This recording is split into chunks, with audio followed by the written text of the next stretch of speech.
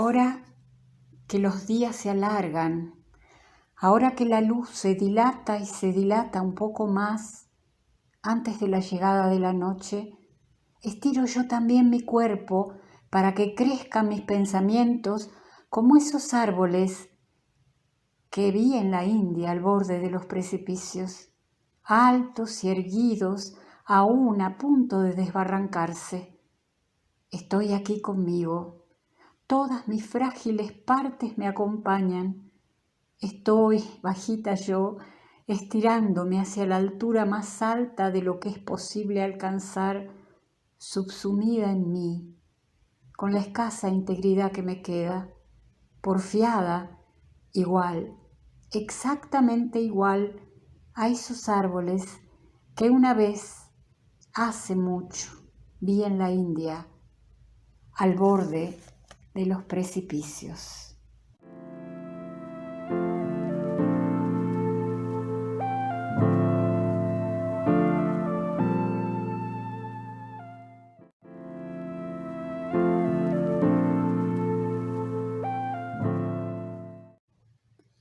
De pronto, el aura del árbol me envuelve. La ciudad queda en suspenso. Fue trepando hacia atrás entre las resbalosas franjas del aire, absorbida por el ronroneo de sus propios sonidos. Y yo allí, enteramente allí, bajo un árbol rugoso que me ampara y que ya conoce mi nombre. Nada puede hacer la ciudad contra la fortaleza de este árbol mío. Ciudad que ahuyenta alas de pájaro y silba en el trasfondo de sus cartelones. Una sola palabra se mece en su dureza animal en la ancha tarde de verano. No hay dentro de esta cabeza mía sonidos que me resguarden. Se ha desmembrado el alfabeto en millones de partes que vuelan como papel picado en el mismo aire que mi árbol y yo respiramos. Lejos, muy lejos, se extravió aquel lenguaje de hierro oxidado, invisible a las armonías de la luz.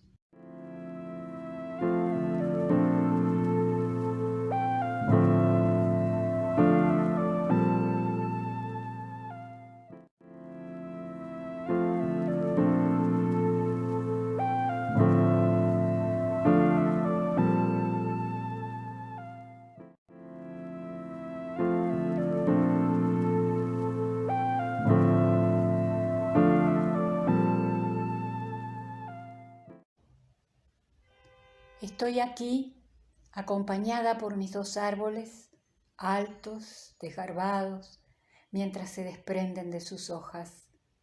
Si llega el viento fuerte, las hojas vuelan como pájaros asustados. Entonces yo me acuerdo de mi gatito muerto. Ya nada es como antes. Nada se parece a aquel tiempo donde brillaba la vida. Ahora que las edades del mundo se agotaron, mis dos árboles miran sin asombro lo que ocurre.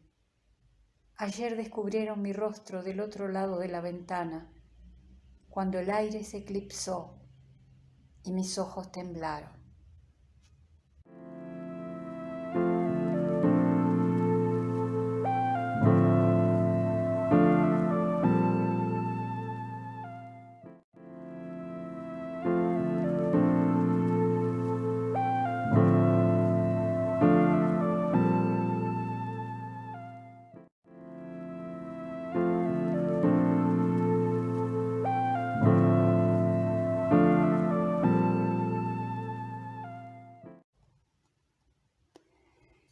Entre el viento y el árbol existe una íntima conexión que solo el viento y el árbol conocen. A veces, la suavidad del tiempo que pasó con lentitud también participa. Entonces es cuando ocurre algo. Hay una voz callada que se manifiesta, esos rumores que encuentran su forma. No se sabe de dónde vienen.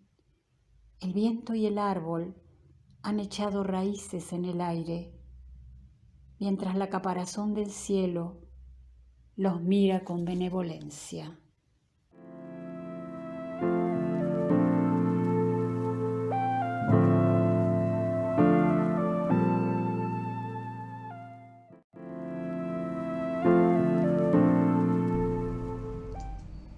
Los árboles fueron importantes desde siempre.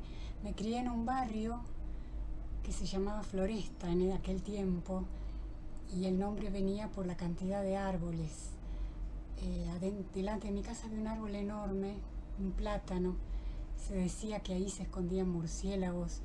Entonces yo comencé a prestarle mucha atención a ese árbol, porque encerraba secretos, cosas acechantes, misteriosas. Cuando tenía 29 años me fui a vivir a Misiones, siguiendo el corazón, el amor. Y vivía cerca de un aserradero, donde comenzaron a vaciar el monte, a convertirlo en llano para volver a hacer un proyecto económico, ¿no? El lugar que yo vivía se llamaba la capital de las araucarias. Las araucarias eran unos árboles inmensos. Cuando llegué de noche y vi semejantes sombras, me parecieron fantasmas gigantes. Eran unos árboles muy hermosos, muy valorados por su madera, y ese fue su castigo, digamos, ¿no? En Misiones, la gente, como todo en NEA, como en las provincias mesopotámicas, viven en contacto con la naturaleza, y los árboles y las plantas son tema de conversación. A mí me impresionaba, yo que venía de la gran ciudad, que las personas se reunieran y hablaran horas de los árboles, de sus colores, de sus aromas, de cómo cambian en las estaciones, de la vinculación especial que se tenía con tal o cual árbol.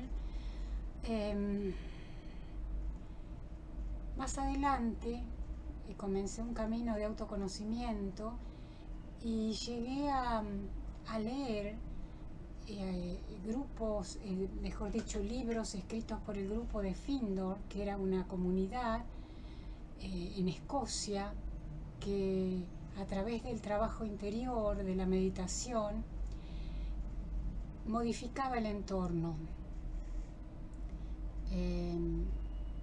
Se comunicaban con los seres de la naturaleza, con las entidades, y lograron que en una tierra sumamente estéril pudieran crecer tomates enormes, zapallos increíbles. Bueno, ahí hay varios libros importantes, como Dios me habló, que es un libro muy conocido, pero el que a mí me impresionó fue Comunicación con los ángeles y los devas, de Dorothy McLean, que a partir de esta comunicación es como que modificaron todo el sistema de cultivo. A partir de esto yo, cuando comencé a viajar a San Marcos Sierra, que iba casi todos los años y a veces 2 veces por año,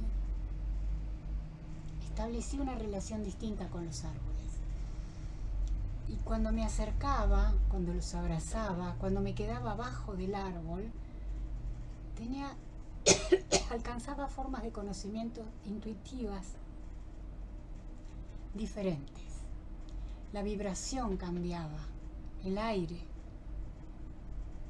La historia está llena de importancias que se le ha dado al árbol. Bueno, el árbol del Génesis, ¿no? El de la manzana y Adán y Eva. Pero pensemos que bajo un árbol Buda tuvo la iluminación. La manzana que cayó le permitió no me acuerdo el nombre, a Newton, descubrir la ley de gravedad, y la manzana cae siempre cerca del árbol. Los árboles tienen muchas cosas para decirnos, y de hecho nos las dicen. En sus escamas, en los troncos de los árboles está la historia las estaciones marcadas, los ciclos biológicos, está nuestra historia. Hay árboles que tienen miles de años. Nosotros dependemos de los árboles porque dependemos del planeta y el planeta pierde su conexión con la unidad, con el equilibrio, cuando se producen los desmontes. Vuelvo a decir, los árboles tienen muchas cosas más para decirnos y en mi vida han sido muy importantes. Estos poemas, bueno, son un testimonio de una parte de mi conexión con ellos.